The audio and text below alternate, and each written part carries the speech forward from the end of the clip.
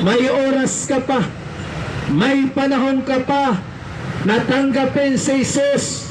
Isuko mo ang buhay kay Jesus. Huwag natin antayin na tamaan tayo ng bagyo. Huwag natin antayin na makaranas tayo ng matinding sunog. Huwag natin antayin na makaranas tayo ng lindol bago tayo magsisi, magbalik loob sa Diyos. Nariyan ang mga palatandaan, nariyan ang mga sintomas na nangyayari na at mangyayari pa kung hindi tayo lalapit sa Diyos, hindi tayo babalik sa Diyos. Mararanasan at mararanasan natin ito. Ikaw yan ngayon. Pwede mo ba tanggapin sa Jesus sa oras na ito bilang Panginoon tagapagligtas ng iyong buhay?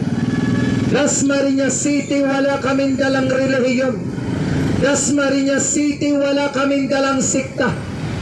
Ang dala namin ay libreng kaligtasan, pagbabago ng buhay at buhay na walang gana kay Kristo Jesus mo lamang matagpuan. At kung nais mong makaranas ng pagbabago ng buhay, nais mong makaranas, kaibigan, ng buhay na walang gam, sundin mo ang pananalangin ito nagmumula sa iyong puso. Ari mo itong personal mong pananalangin.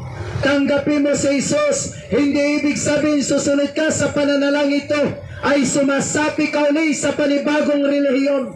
Wala kaming dalang relihiyon, wala kaming dalang sikta. Dalalam namin, walang relihiyong makakapagligtas, walang siktang makakapagbago ng buhay. Ang makakapagligtas at makakapagbago ng buhay ng tao ay si Kristo Jesus.